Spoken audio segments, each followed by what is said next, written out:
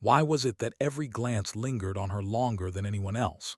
Why did the air in the mess hall always shift when she entered, as if gravity itself bent slightly to suspicion? Staff Sergeant Madison Wright had asked herself these questions for weeks, but tonight the silence pressed heavier than usual. Forks scraped against metal trays. Soldiers leaned in, whispering behind cupped hands, thinking she couldn't hear. But she heard everything. She always did. That's her, the foreign spy. The words were not loud, not even meant for her ears, but they clung to her like dust on boots after a patrol. Madison lowered her eyes to her plate, pretending she didn't notice, though inside a storm rumbled. She had been here at Forward Operating Base Sentinel for 3 months. 3 long months of holding her chin up while her own unit, the men and women she was supposed to trust with her life, stared at her like she was an intruder in her own uniform. She wasn't naive. She knew why. Olive skin, eyes that held a depth most soldiers didn't understand, and fluent Arabic that rolled from her tongue with ease. A gift from her grandmother, who had fled Lebanon decades ago and built a life in Detroit, where Madison was born and raised. But in this barren stretch of hostile territory, those same gifts became evidence in a trial she never asked for. 3 separate reports had already been filed about her. Whispers turned into paperwork. Men and women she should have called brothers and sisters questioned her loyalty, suggested she was leaking intelligence to the enemy, recommended she be pulled out before she got someone killed. Madison laughed bitterly at the thought. If only they could see her father, a machinist who worked double shifts at a Detroit auto plant to give her a chance at college. If only they could hear the way he boomed with pride the day she enlisted, or the way her grandmother pressed a rosary into her hand the morning she shipped out. But soldiers didn't want history. They wanted certainty. And Madison Wright, despite the flag on her shoulder, didn't fit their picture of certainty. She left the mess hall before finishing her meal, boots crunching against gravel as she cut across the dark compound toward the barracks. The desert sky stretched endlessly above, scattered with cold stars. She had loved stars as a girl. Her grandmother used to tell her stories beneath them, whispering in Arabic about constellations and warriors, about destiny and sacrifice. Here, though, the stars only reminded her how far away home was, and how small she felt among people who refused to see her. Earlier that week, Captain Harrison had called her into his office. He was a man who avoided eye contact when conversations turned uncomfortable. Madison had sat straight-backed, hands folded neatly in her lap, waiting as he shuffled papers like he was searching for the courage buried between them. "I need to ask you some questions, Wright." His tone was careful, measured, but beneath it, Madison heard the doubt. "Yes, sir. I've received concerns about your interactions with the local nationals, about your background. Some soldiers feel your appearance and language skills put you in a sensitive position." Her throat tightened. She'd rehearsed this moment in her head a dozen times, yet it still stung. "Sir, my background was cleared before I deployed. My security clearance is valid. My loyalty has never been in question." Harrison's eyes flicked up at her, almost apologetic. Almost. Perception matters in a combat zone. When soldiers don't trust each other, cohesion suffers. The words cut deeper than he knew. Perception. As if perception weighed more than truth. Madison wanted to tell him about her father, about growing up with the Pledge of Allegiance in her school every morning, about the ache she carried when she saluted the flag knowing her grandmother had crossed oceans so that flag could one day belong to her family.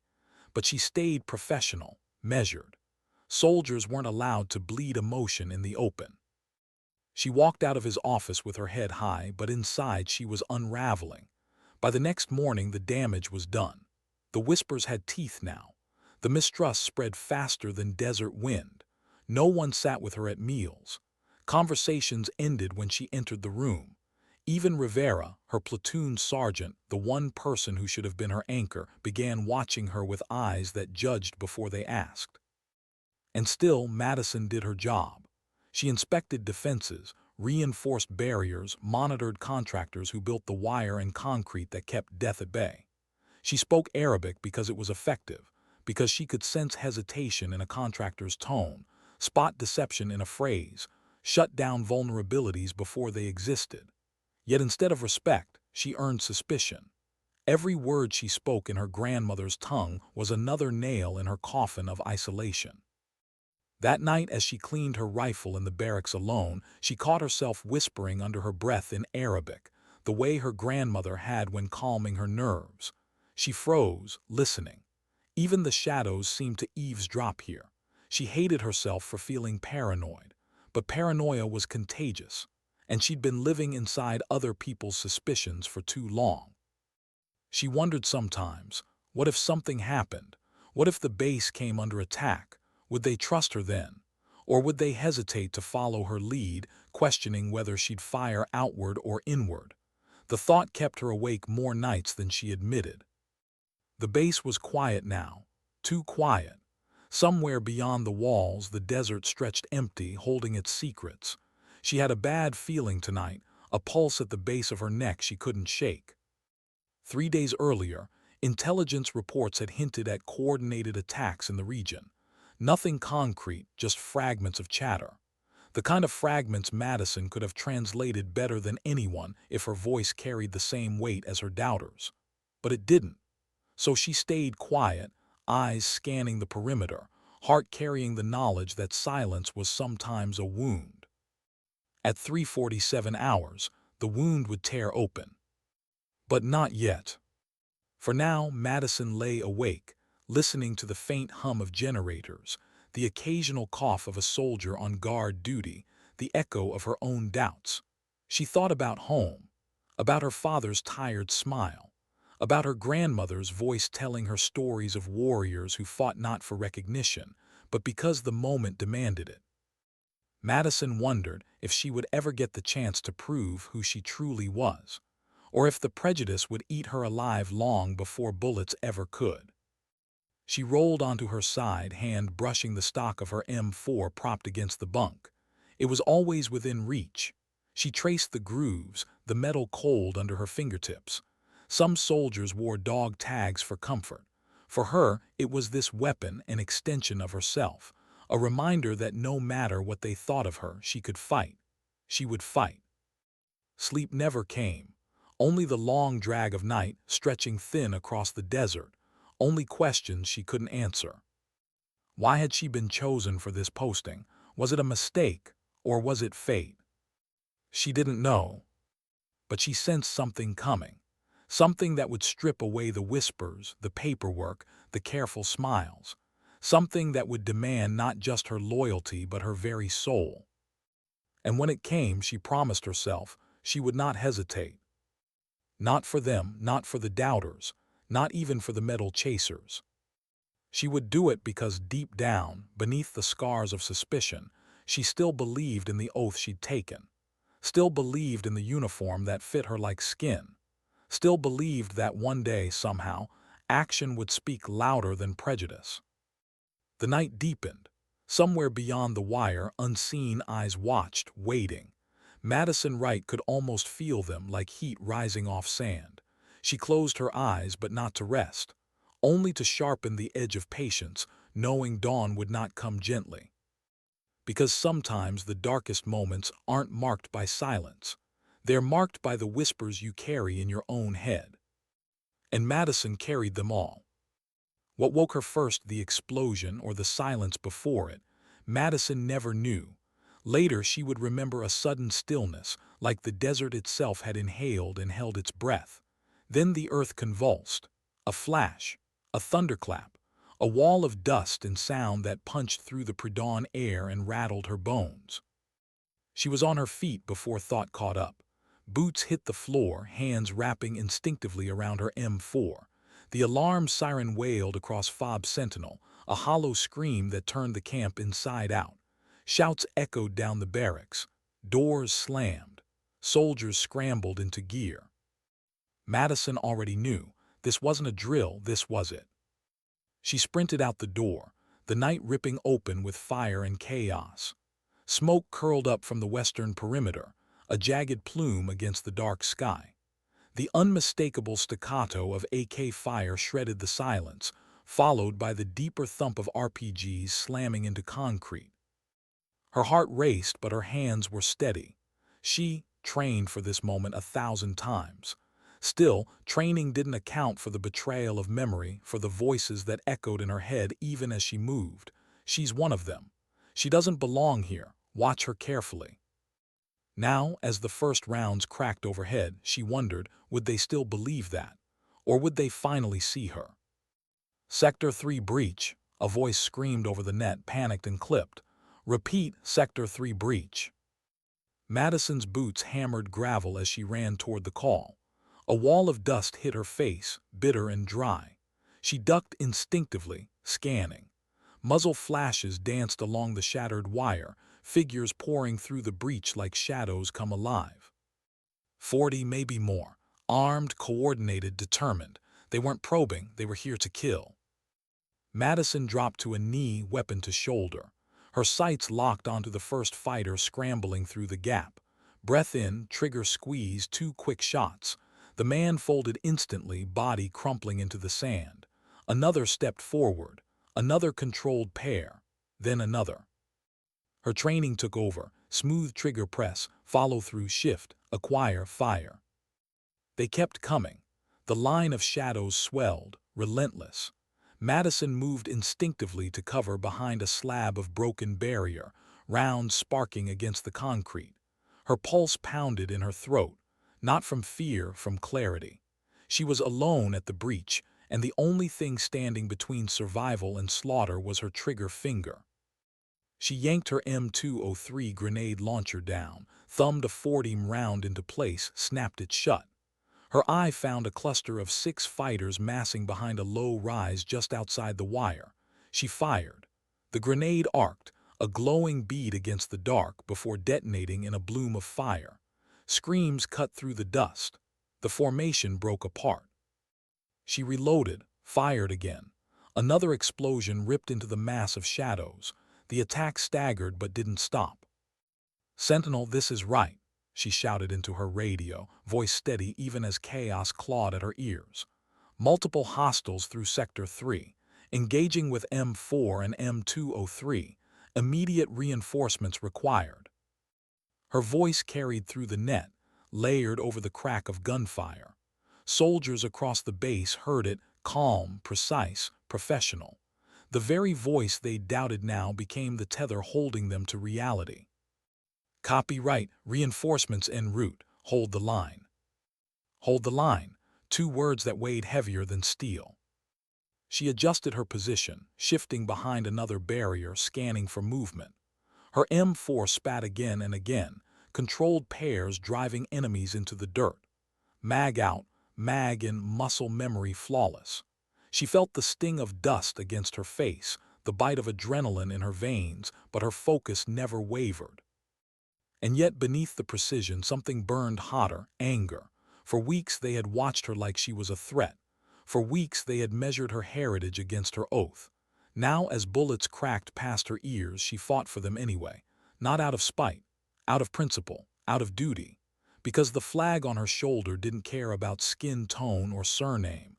It cared about resolve. A shadow flanked left, sprinting low. Madison swiveled, exhaled, fired. He dropped instantly. She pivoted right, catching another fighter raising an RPG. 2 shots. The launcher clattered harmlessly to the dirt before the man collapsed beside it. More were coming, always more. She could see their confidence, 40 men against 1 woman. They thought the math favored them. They didn't know who they were up against. Another grenade slammed into the breach. The blast tore open earth and air alike, throwing bodies backward. Shrapnel hissed against the barrier, peppering the ground near her boots. She barely flinched, already reloading, already recalculating. Minutes stretched into lifetimes. Every breath, every trigger squeeze, every shift of position became a story told in the language of survival. Madison's Arabic echoed in her ears as she caught snippets from a captured radio left by a fallen fighter. Commands, panic, numbers shouted in fear. They were taking heavy losses. They hadn't expected this resistance. She pressed her mic. Interpreting hostile comms, they're breaking. They're calling for reinforcement, but commander says withdraw, casualties too high. For the first time in weeks, silence answered her on the net, not suspicion, not doubt, just silence. The kind that meant they were listening, believing, depending. Footsteps pounded behind her. A squad of soldiers appeared, led by Staff Sergeant Kyle Morrison. He skidded into cover beside her, eyes wide at the sight of the ground littered with casings, the breach smeared with smoke and blood. "Right, you held this alone." She didn't look at him, just reloaded, chambered, and fired again. 30 minutes, 40 fighters, I'm still holding. Deploy your men to seal the breach." Morrison stared for a heartbeat too long before nodding sharply. He shouted commands, pushing his fire team into position. Together they returned fire, driving the assault back, step by step. But even as reinforcements joined, Morrison couldn't shake the image of Madison moving between cover, weapons switching seamlessly between rifle and grenade launcher, her voice calm, her body a shield against chaos. He had doubted her once, whispered the same words as the others. Now he realized the truth. She wasn't the threat. She was the reason they were still alive. The battle raged another 30 minutes. Explosions thundered across the desert as aviation support finally screamed overhead, unleashing hell on the retreating fighters.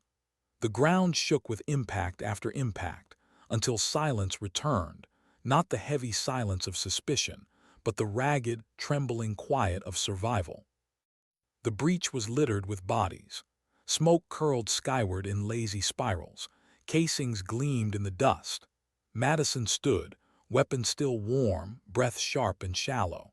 Her hands shook now that the adrenaline receded, but she gripped the rifle tighter, as if letting go would unravel her entirely. Morrison approached, helmet tilted back, his face pale beneath grime. He looked at her, not through her, not past her, not with suspicion, with awe. "You just saved this base," he said quietly. Madison didn't answer. She didn't need to. The proof lay all around them, in the silence, in the survivors, in the absence of death where there should have been massacre. For weeks they had seen her as a question mark. Tonight she had answered with fire. But even as soldiers gathered, even as whispers shifted from suspicion to stunned gratitude, Madison felt no triumph, only a hollow ache, because she knew what they would say now, that she had proven herself. Yet the truth gnawed at her. She should never have had to. The desert wind swept through the breach, carrying with it the acrid scent of cordite and smoke. Madison inhaled slowly, staring into the distance where the enemy had come from. Her body was exhausted, her soul heavier still. And somewhere deep inside, a thought whispered like her grandmother's stories beneath the stars. This was only the beginning. What does a battlefield look like when the echoes fade? When the gunfire stops, when the screams fall silent, when the dust drifts low like ash over broken earth, what remains? Dawn rose over Fob Sentinel like a reluctant witness, its first light spreading across the wreckage of the night. The breach at Sector 3 was littered with spent casings, twisted wire, craters carved by grenades and RPGs. Bodies, enemy fighters, lay scattered, some motionless in grotesque stillness, others being dragged aside by weary soldiers securing the perimeter. The acrid smell of burned powder hung in the air, mingling with the metallic tang of blood. And there, at the center of it all, sat Madison Wright. She crouched on a cracked concrete barrier, her M4 stripped open across her lap, hands blackened with soot and carbon. Methodically, almost mechanically, she cleaned the weapon. A medic knelt beside her, flashlight sweeping over her arms, her face checking for wounds. But Madison barely noticed. Her focus was on the rifle, her lifeline, her proof. The steel had done what words never could. Around her, soldiers moved with hushed urgency. Reinforcements patched the perimeter, commanders barked reports into radios, engineers assessed damage. Yet every pair of eyes that flicked her way lingered. Not with suspicion this time, with something heavier. Awe, guilt, shame. Colonel Richard Garrett, the base commander, strode into the sector, his boots crunching over brass casings. His presence filled the space, authority radiating even in exhaustion. He scanned the breach, then turned sharply to Staff Sergeant Morrison. "What the hell happened here?" Morrison swallowed hard, helmet tucked under his arm, dust streaking his face. "Sir, hostile forces breached the perimeter at 3:47, 40-plus fighters. Staff Sergeant Wright was conducting inspection. She engaged immediately, held them off alone for approximately 5 minutes until reinforcements arrived." Garrett's brow furrowed. "Alone against 40. "Yes, sir." Morrison's voice wavered, still carrying disbelief. "She employed her M4 and M2-3, precision rifle fire, grenade strikes, maintained continuous suppression, prevented them from establishing positions inside the wire." The colonel's eyes moved to Madison. She didn't stand, didn't salute. She just kept running a cloth over the bolt carrier, eyes down, jaw tight. Garrett approached, stopping directly in front of her. "Sergeant Wright." She rose then, stiff-backed despite exhaustion, weapon parts clattering onto the barrier as she snapped to attention. Sweat and smoke streaked her face, but her voice was steady. "Sir, I'm told you held this position alone. Is that accurate?" "Yes, sir." Engaged with rifle and grenade launcher. Called for reinforcements. Coordinated defense once supporting forces arrived. Garrett studied her for a long, uncomfortable moment. Around them, soldiers had gathered, drawn by the weight of the exchange. The whispers Madison had endured for months seemed to hang in the air, waiting to be either confirmed or buried. Finally, Garrett spoke, his voice carrying the weight of judgment. "I've also been told soldiers in this unit questioned your loyalty, that they saw your background, your language skills, your appearance, and doubted you belonged here." Madison's throat tightened. She said nothing. What could she say? The truth was written in every sideways glance, every empty seat at the mess table. Garrett's jaw set. "What you did here this morning, that's the definition of loyalty. You had every reason to hesitate, every reason to ask yourself if the soldiers who doubted you deserved your protection. But you didn't hesitate. You fought." Silence. Soldiers shifted uncomfortably, their shame visible in bowed heads and averted eyes. Madison finally spoke, her voice quiet but resolute. "Sir, they're my soldiers, my unit. Regardless of doubt, I wasn't going to let them die." Garrett nodded slowly, eyes lingering on her. "I'm recommending you for the Silver Star, Sergeant. What you accomplished here saved lives and prevented this base from being overrun." The words rippled outward like a shockwave. The Silver Star, third highest military decoration for valor. Whispers turned to stunned silence, then to hushed murmurs. Madison stood frozen, the weight of the announcement pressing on her chest. Not pride, not relief, something far heavier. Because medals didn't erase whispers. Decorations didn't erase months of isolation. Recognition felt hollow when it came only after nearly dying to prove she belonged. Later that morning, as the sun climbed higher, soldiers drifted toward her one by one. Their eyes were different now, not sharp with suspicion but heavy with guilt. Master Sergeant Rivera approached first, the woman who had once warned Madison to adjust her behavior so others might trust her. She stopped a few feet away, helmet dangling from her hand. Her voice, usually sharp, faltered. "Right, I owe you an apology. I let prejudice cloud my judgment. I doubted you. What you did out there saved lives, mine included." Madison looked at her, searching for the anger she expected to feel, but all she found was exhaustion. "Apology noted, Sergeant." Rivera nodded, swallowing hard, then turned and walked away, shoulders hunched with shame. Specialist Bryce Coleman came next. He had been one of the loudest voices against her, the one who'd once sneered at her in the mess hall. Now his hands trembled as he spoke. "Sergeant Wright, I judged you by your appearance, by my own ignorance, and you fought for me anyway. I'll never forget that. I'll spend the rest of my career making sure no one makes the same mistake I did." Madison wanted to believe him, wanted to believe any of them, But trust wasn't so easily mended. Scars didn't vanish because the bleeding stopped. By midday, she found herself alone again, sitting on the edge of her bunk.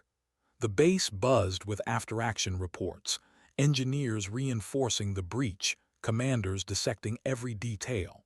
But in the stillness of her small corner, Madison felt the weight pressing harder than ever.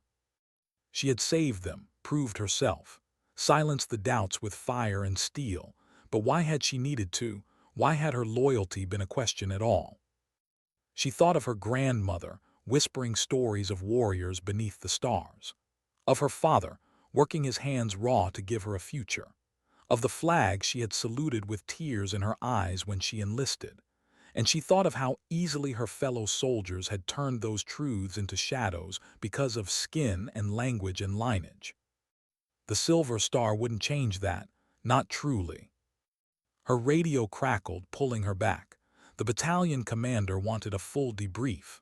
Madison rose, squaring her shoulders, pushing exhaustion deep inside. She would give her report. She would follow orders. She would carry herself with dignity as she always had. But inside, a quiet storm brewed, because she knew the truth that no medal could disguise. Dignity shouldn't have to bleed before it is recognized. And though the enemy outside the wire had been driven back, Madison Wright knew another enemy still lingered inside the base, not armed with rifles, armed with prejudice. That battle was far from over. How does a single night change the weight of a name? How does a soldier go from whispers of suspicion to the subject of official reports, medals, and visits from commanders far above her rank? For Madison Wright, the change came not with relief, but with unease. The days after the attack were a blur of reports, after-action reviews, and endless retellings of the same story. She held the breach alone. She bought us 5 minutes. She fired until the barrel smoked. The words spread across the base like wildfire, stripping away months of whispers and replacing them with awe. But awe was no comfort. It was just another mask, another way people avoided the raw truth. They had doubted her, and their doubt had nearly broken her. On the third day, Lieutenant Colonel Jennifer Blake, the battalion commander, summoned Madison to her office. The space smelled of coffee gone cold and paper singed by too many late nights. Blake leaned back in her chair, eyes fixed on Madison with an intensity that made her shoulders stiffen. "Staff Sergeant Wright," she began, "I've reviewed the reports. I've spoken to multiple witnesses. I've read the casualty counts. I need to tell you directly, your actions prevented this base from being overrun. That's not a formality, it's fact." Madison kept her expression neutral. "Thank you, ma'am." Blake hesitated, folding her hands on the desk.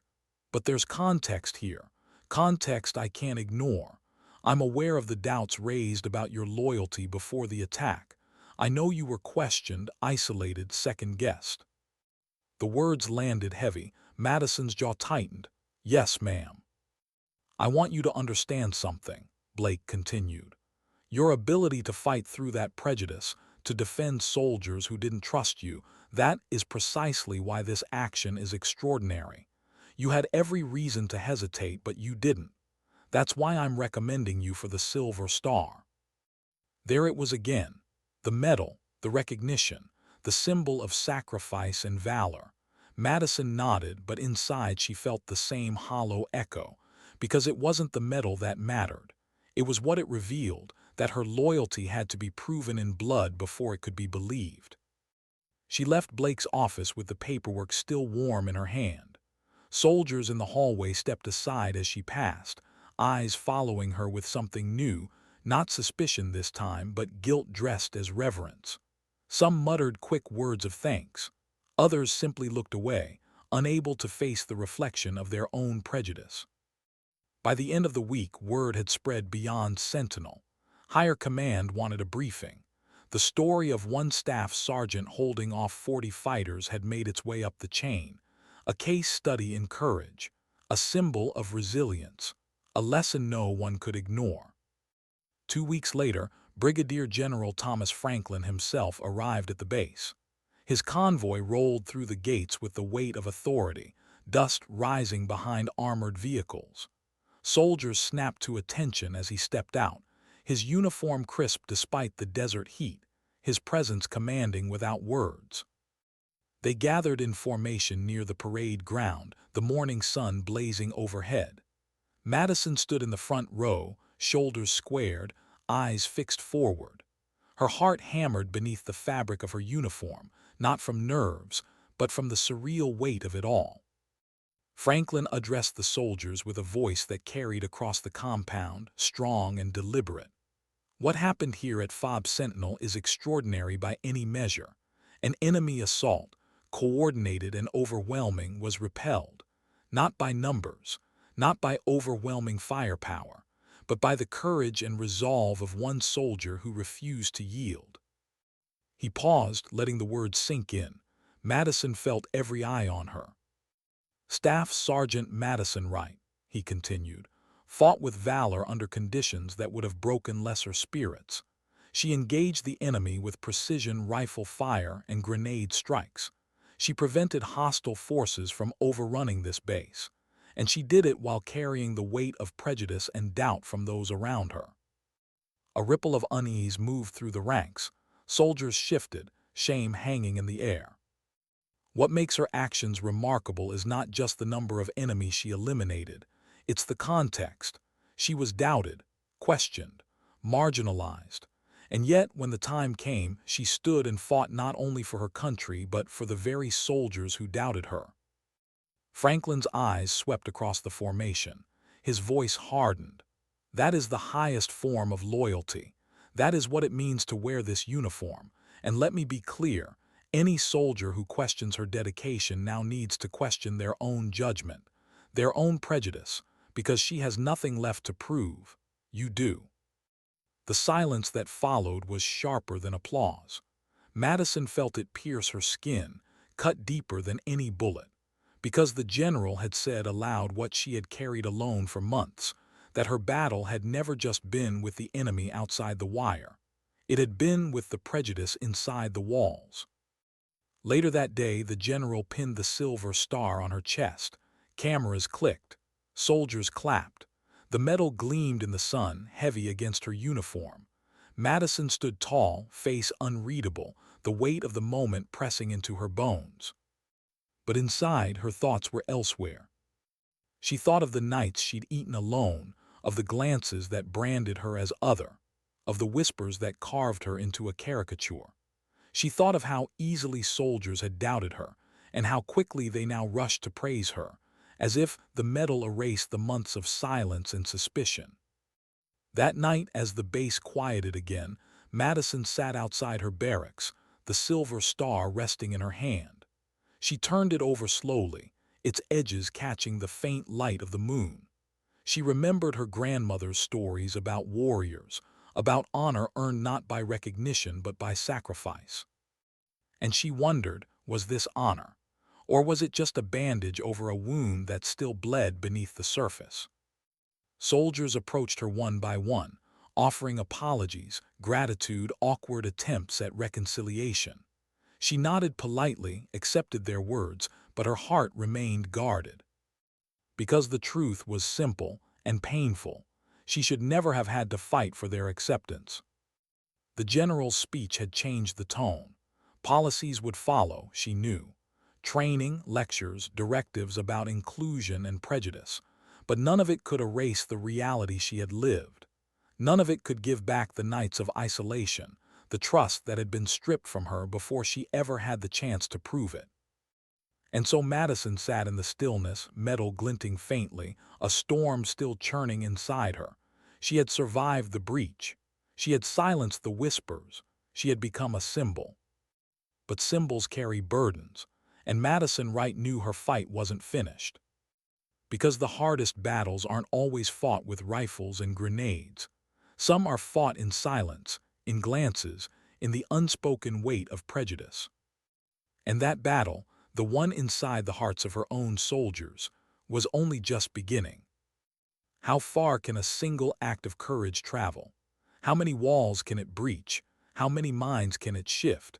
when one soldier's stand becomes more than just survival. Madison Wright had not asked to be a story. She had only asked to be a soldier.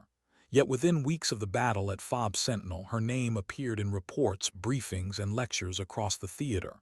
Generals repeated the details with reverence. Analysts dissected her tactics. Commanders underlined her resolve. And always, threaded beneath every retelling, was the unspoken truth. She had been doubted, and she had proved them wrong. At first, Madison recoiled from it.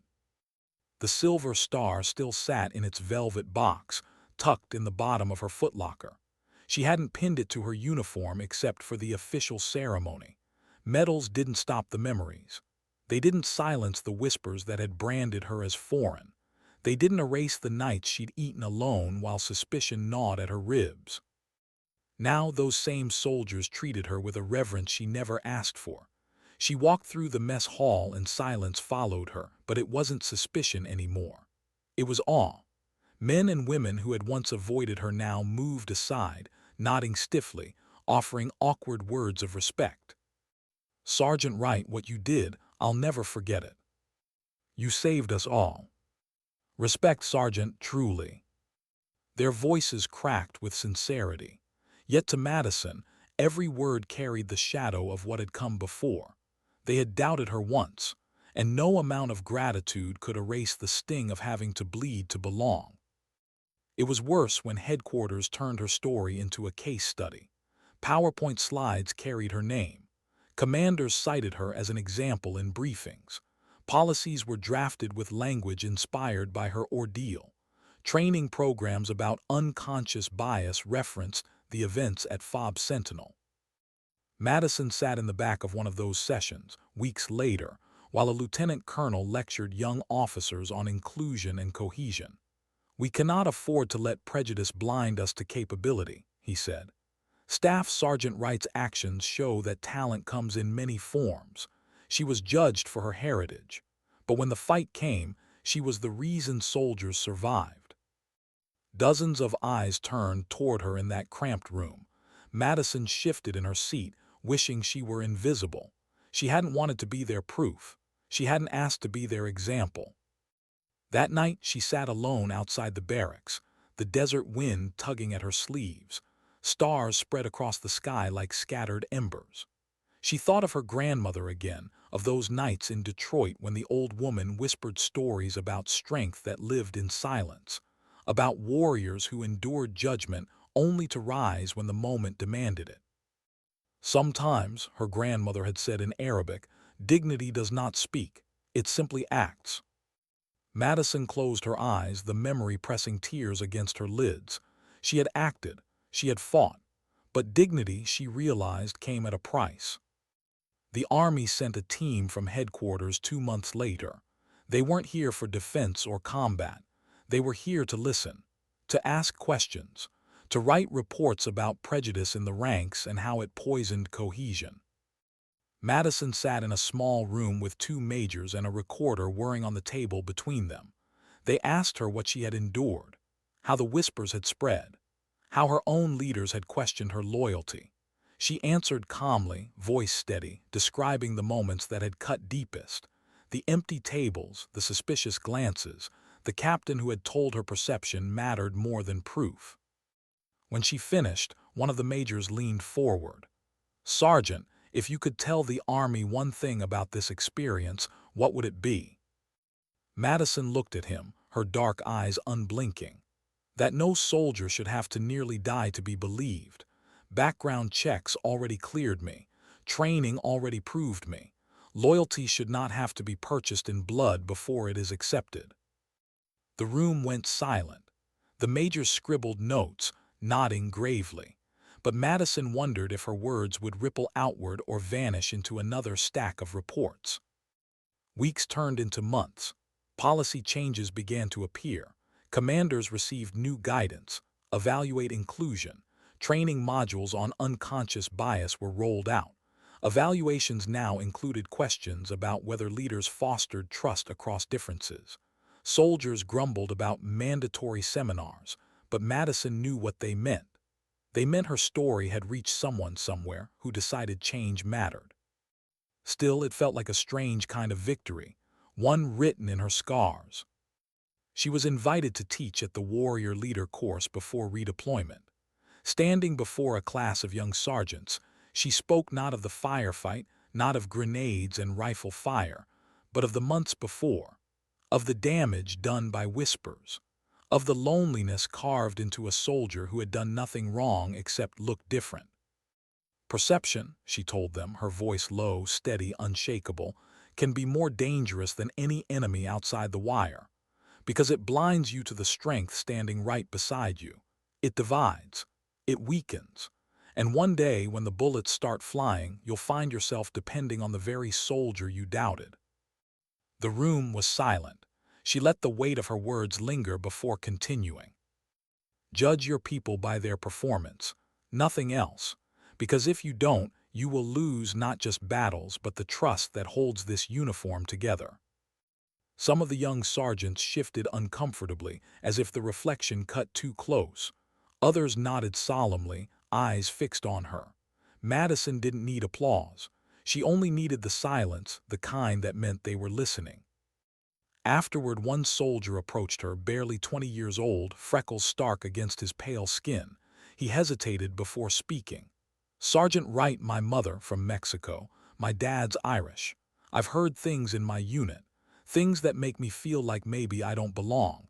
Hearing you, it helps. Thank you." Madison felt something shift inside her then. Small, fragile, but real. Maybe this was the purpose hidden in the pain, to carve a path for others so they wouldn't bleed as she had. And yet, when the lights dimmed and the barracks grew quiet again, she still wrestled with unease. Because being a symbol meant carrying more than her own scars. It meant carrying others. Late one night, after another lecture, she sat with Staff Sergeant Morrison. The man who had once doubted her now treated her like a confidant. They sat on overturned crates by the wire, the desert wind cold against their faces. "You know," Morrison said, voice rough with guilt, "I still can't forgive myself for how I treated you, for what I thought. Every time I replay that night, I wonder, what if you hadn't been there? What if you'd hesitated? What if you'd let us pay the price for our doubt?" Madison looked at him, her expression unreadable. "I didn't do it for you," she said quietly. "I did it because it was my duty, because that's what soldiers do." Morrison nodded slowly, eyes dropping. "Still, you saved us, and I'll spend the rest of my career trying to make up for how wrong I was." She didn't answer, because the truth was no apology, no medal, no policy could ever erase the reality of those months. The battle outside the wire had ended in victory, but the one inside, that fight lingered. And Madison Wright knew she would carry it as long as she wore the uniform. What happens when a soldier becomes more than her own story? When her survival transforms into a lesson for others, when her scars become chapters in textbooks, when her name turns into a touchstone for change. For Madison Wright, that transition came slowly and never without cost. Months after the attack at Fob Sentinel, she found herself assigned as an instructor at the Warrior Leader course. The Army wanted her to speak about leadership under fire, but she knew better. She knew her real lesson wasn't about grenades and rifles. It was about silence. The silence of isolation, the silence of mistrust, the silence that had nearly destroyed her long before bullets ever flew. In her first class, she stood in front of 30 young sergeants, their uniforms crisp, their eyes restless. The PowerPoint projector hummed behind her, slides filled with doctrine and bullet points. But Madison ignored them. She stepped forward, folded her arms behind her back, and began with a question. "Why was everyone ignoring me at the briefing table?" The sergeants blinked, confused. A few exchanged glances, uncertain if it was a trick question. Madison let the silence stretch before continuing. "They thought I was a spy," she said finally. "Because of my skin, because of my language, because I didn't fit the picture in their heads of what an American soldier looks like. They whispered behind my back. They questioned my loyalty. Even my commander doubted me. That was my reality for months." The room went still. No one shifted now. She had their attention. And then, she continued softly, 40 fighters breached our base. And the same soldiers who doubted me depended on me to keep them alive. That's the lesson. Perception can kill a unit before the enemy ever gets the chance. If you let prejudice blind you, you'll miss the strength standing right beside you. She didn't lecture, she told them stories, small moments, eating alone in the mess hall, the sting of overhearing whispers. The night her commander questioned her loyalty.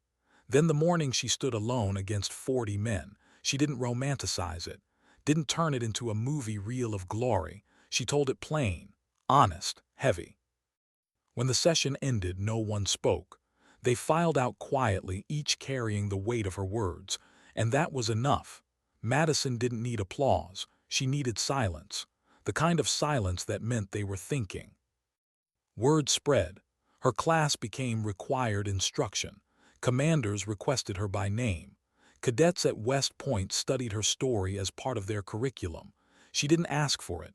She didn't even want it at times. But the Army decided Madison Wright had become more than a soldier. She had become a mirror. And being a mirror was exhausting. Late at night, she sat alone in her quarters, papers stacked on her desk, lesson plans half-written.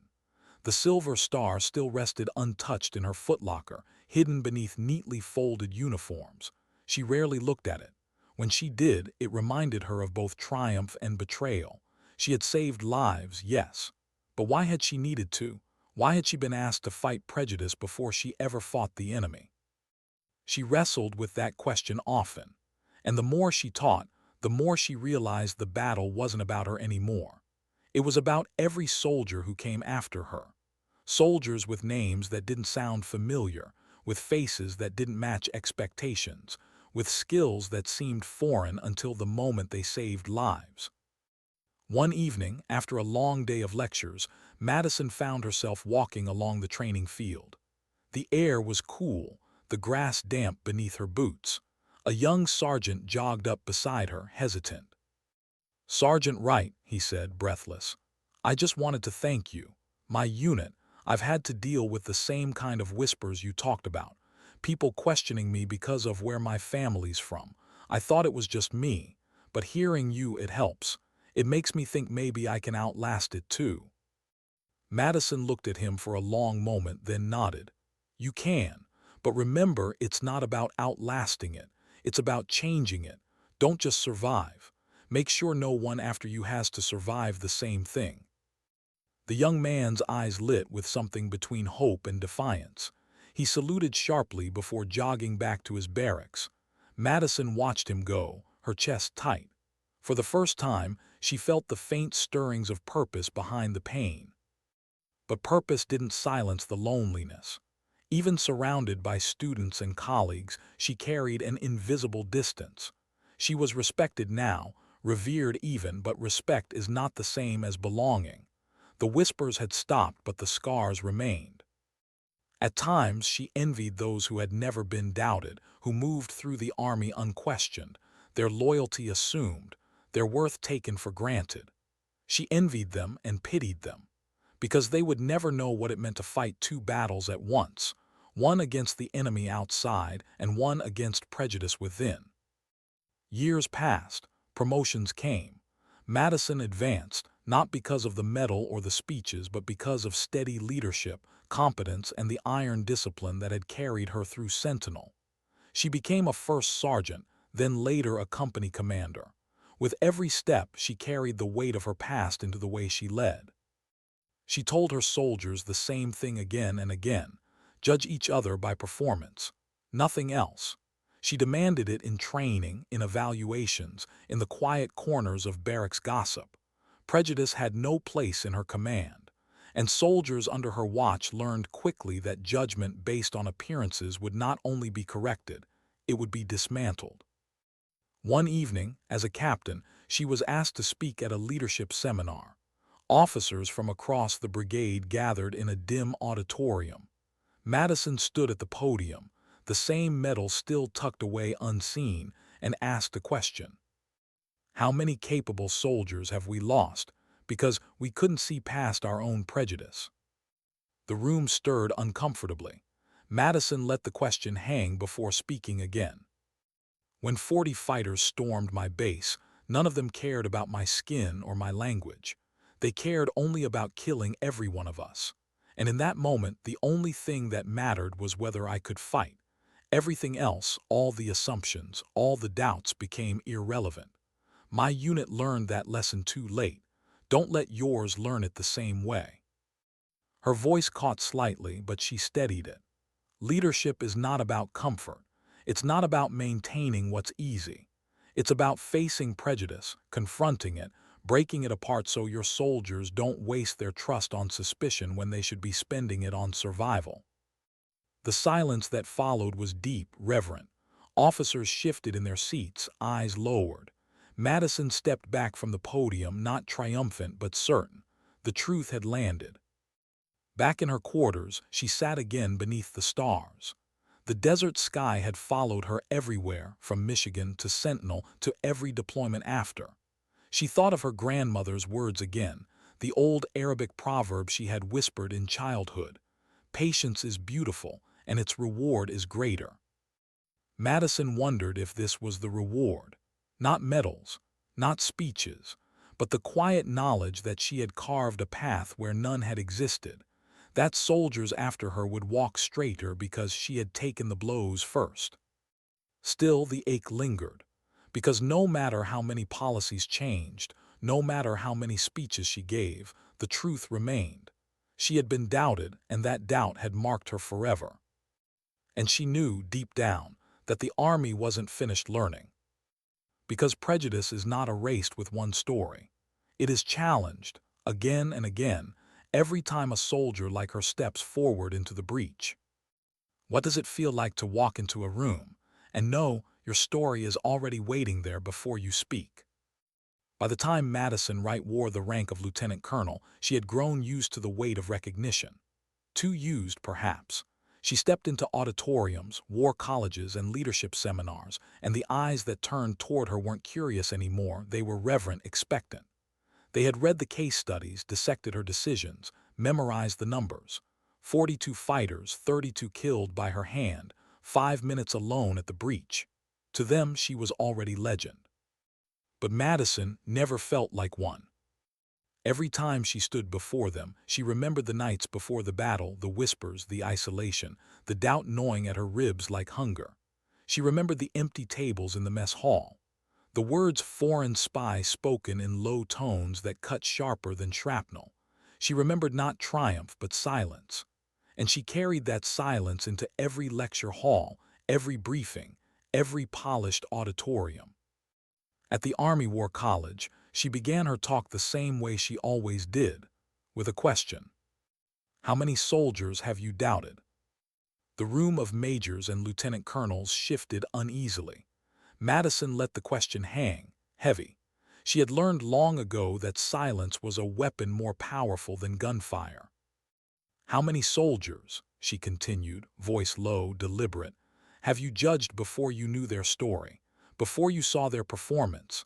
How many capable men and women have we lost, not because of enemy fire, but because of prejudice inside our own ranks? She paused, the room was still, no one moved. When 40 fighters attacked my base, she said, they didn't care about my skin or my grandmother's language or the way I looked. They cared about killing every soldier inside that wire. And when the fight came, none of the doubts mattered. The only thing that mattered was whether I could fight. And I did. Her eyes swept the room, catching officers who couldn't meet her gaze. I shouldn't have had to prove myself in blood, but I did. And the lesson is this. Don't make your soldiers carry two battles, one against the enemy and one against the suspicion of their own teammates. A few officers scribbled notes furiously. Others just sat in silence, the words pressing against them. Madison stepped back from the podium, her voice quiet now. Leadership means seeing the soldier, not the stereotype. Don't wait for crisis to reveal their worth. By then, it may be too late. The applause that followed was polite, measured. Madison never craved it. Applause was easy. Change was hard. Later that evening, she sat in her quarters on Carlisle Barracks. the old stone walls carrying echoes of history. She poured herself a glass of water, set her cap on the desk, and stared at the silver star still resting in its case. Decades later, she still couldn't bring herself to display it. The medal wasn't just valor. It was a reminder of the price she had paid for recognition. Her phone buzzed. A message from Staff Sergeant Morrison, now retired, raising a family, working as a veterans advocate. He still checked in every few months, still carried his guilt like a rucksack he couldn't set down. Spoke at a leadership workshop today, his message read. Told your story again, told them how blind I was, still trying to make it right. Madison stared at the words, her throat tightening. She typed back slowly, "You've already made it right, Kyle. You listened. You changed. That's more than most ever do." She set the phone aside and leaned back in her chair, staring at the ceiling. Sometimes, she thought, the real measure of impact isn't in medals or speeches, but in the quiet way people carry the lessons they once resisted. The Army had changed. Slowly, unevenly, imperfectly, but it had changed. Inclusion briefs were standard. Diversity was treated not as a slogan but as combat readiness. Young soldiers grew up hearing her story not as a warning but as a promise, that prejudice could be confronted, that loyalty didn't need to match a stereotype. And yet, Madison still wrestled with unease, because the Army's embrace of her story sometimes felt less like honor and more like absolution, as if by celebrating her, the institution could forgive itself for doubting her, as if medals and case studies could erase the fact that she had been forced to bleed to belong. On the anniversary of the battle at Sentinel, she returned to the site. The base had changed.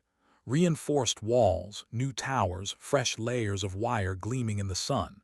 But Sector 3 remained. The breach had been repaired long ago, yet Madison swore she could still feel the heat of gunfire, still see the smoke curling into the dawn. She stood alone, helmet under her arm, staring at the ground where she had once crouched, firing until her magazines ran dry. Around her, the desert stretched silent, indifferent. A young lieutenant approached, hesitant. "Ma'am, are you Lieutenant Colonel Wright?" Madison turned, nodding. The lieutenant's eyes widened, reverence flickering across her face. "It's an honor, ma'am. They told us this was where it happened, where you held them off." Madison glanced back at the repaired wall, then at the young officer. "This is where the Army doubted me," she said softly. "And this is where I proved them wrong. But remember something, no soldier should ever have to fight that battle. Your job is to make sure they don't." The lieutenant swallowed, nodding quickly, her face pale with the weight of the words. Madison gave a small nod in return before turning away, the desert wind tugging at her uniform. That night back at her quarters, she wrote in her journal, something she rarely shared, even with closest friends. "History remembers courage, but I hope it also remembers silence, because silence is what nearly broke me, and silence is what leaders must never allow again." Years later, as her career neared its end, Madison stood once more before a crowd, this time at her retirement ceremony. The auditorium was filled with soldiers, commanders, cadets, even generals. The Silver Star citation was read aloud again. Applause thundered. She stepped to the podium, hands steady, eyes calm. And she spoke not of valor, not of glory, not of medals. She spoke of belonging. "You don't owe anyone a firefight to prove your loyalty," she told them. Her voice was soft but carried through the hall like a bell. "The idea that I had to nearly die before my fellow soldiers accepted me as American is not honor. It is a symptom of prejudice. Real honor is when we see each other fully, before the bullets fly. Real leadership is when we fight bias before it ever steals trust from our ranks." The silence that followed was absolute. Madison scanned the room, young faces, old faces, soldiers of every background, and she hoped fiercely that they carried the lesson forward. She ended with a line her grandmother had given her long ago, the one that had echoed in her ears every night since Sentinel. "Sometimes dignity doesn't speak, it simply acts." The hall erupted in applause, but Madison, as always, didn't hear it as triumph. She heard it as responsibility. Because her story wasn't hers alone anymore. It belonged to every soldier who had ever been doubted, to every voice silenced by suspicion, to every warrior forced to carry two battles at once. And Madison Wright, even as she removed her uniform for the last time, knew the fight was far from over. What happens when the uniform comes off for the last time? When the weight of rank, medals, and titles slips away, leaving only the person beneath. For Madison Wright, retirement did not feel like freedom at first. It felt like silence. The kind of silence that pressed too deeply, as if years of marching orders and urgent voices had been stripped away in an instant. She had lived 24 years inside the Army's rhythm: reveille, briefings, patrols, deployments, lectures, ceremonies. And then, one morning, the rhythm simply stopped. Her silver star rested on a shelf now, not hidden anymore, but not displayed for vanity either, just there. A reminder, a symbol of both triumph and betrayal, honor and wound. She had grown older, her dark hair streaked with silver, her shoulders carrying the posture of a soldier even in civilian clothes. The world outside no longer whispered foreign spy, but it also didn't quite know what to call her: hero, instructor, advocate, survivor. She called herself none of those things. She called herself Madison. Civilian life moved slower. She taught leadership at a university for a time, her lectures quiet, deliberate, punctuated with the same questions she had asked cadets and majors. Who do you judge before you know them? What strength do you overlook because you cannot see past a face? Students leaned forward in silence when she spoke, sensing the weight behind her words. She became a speaker at conferences, invited by corporations and civic groups who wanted her story as a lesson beyond war. She told them of suspicion, of whispers, of how prejudice had nearly broken her unit before the enemy ever tried. And she told them of the morning when bullets forced the truth into daylight. Prejudice isn't just immoral, she told executives in suits. It's inefficient. In combat, it can get you killed. In business, it will make you blind. Her words rippled outward, not with the power of doctrine now, but with the intimacy of lived truth. People listened because she never preached. She only described. She let the silence between her sentences do the work. At night, though, she still carried the ghosts. Sometimes she dreamed of Sector 3, of muzzle flashes in the dark, of the sharp crack of her M4 against the roar of RPGs. She woke with sweat cooling on her skin, her breath uneven, the echoes of Arabic commands still ringing in her ears. Other times, she dreamed of quieter wounds, empty chairs in the mess hall, soldiers turning away, a commander's eyes heavy with suspicion. Those wounds cut deeper than shrapnel because they never fully healed. But Madison had learned something across the years. Healing isn't about erasing scars. It's about teaching others what they mean. On the 10th anniversary of the battle at Sentinel, she stood once more beneath the desert sky. The Army had invited her back to speak, to commemorate the defense that had turned her into a legend. She hesitated at first, unsure if she wanted to reopen the wound. But in the end, she returned. The base was different now. Reinforced walls, advanced systems, new generations of soldiers who hadn't been there that morning. Yet when Madison walked through the gates, whispers followed again. Not whispers of suspicion this time, whispers of recognition. That's her. The one who held the breach. Madison Wright. She walked to the rebuilt perimeter, boots crunching on gravel, and laid her hand against the concrete. It was smooth now, unscarred, but she could feel the ghosts beneath. She closed her eyes and heard it again, the thunder of fire, the desperate calls, the silence that followed. That evening she spoke to the gathered soldiers, her voice carried by speakers across the base. "You see this wall," she began. "You see the wire, the towers, the weapons, they are strong. But walls alone don't hold a base. Trust does. Without trust, suspicion eats at the inside until nothing's left. I lived that here. I carried suspicion heavier than body armor. And when the enemy came, I fought for soldiers who didn't believe in me. Not because they deserved it, but because it was my duty." She paused, letting the truth settle in. Soldiers shifted, listening. The lesson of Sentinel isn't just about what happened that night. It's about what happened before it. The whispers, the silence, the way prejudice blinded a unit until the bullets forced them to see clearly. Don't let it happen again. Don't let suspicion tear apart what the enemy can never reach. When she finished, the crowd rose to its feet, applause echoing into the desert night. Madison stood still, letting it wash over her, then stepped back into the shadows. Later, she sat alone under the stars, the desert wind cool on her skin. She thought of her grandmother again, of whispered stories in Arabic about warriors who bore their burdens quietly. She thought of her father's tired smile, of his pride in her service. She thought of the soldiers who had doubted her, and of the ones who had apologized, too late but still sincere. And she thought of the moral she had carried all along, the one she had lived even when no one listened. Sometimes dignity doesn't speak, it simply acts. She had acted, she had fought, she had endured, and in doing so she had forced an army to look at itself, to confront its blindness, to grow sharper not just in combat but in conscience.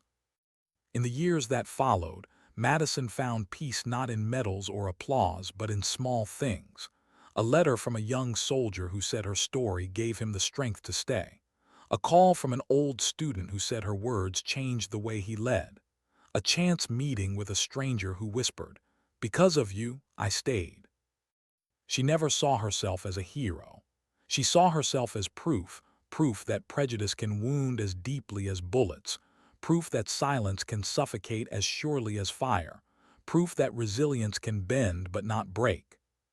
Her story became history, taught in classrooms, cited in papers, retold in documentaries. But Madison Wright herself remained quiet, steady, the same soldier who had once cleaned her rifle in silence while whispers carved into her back.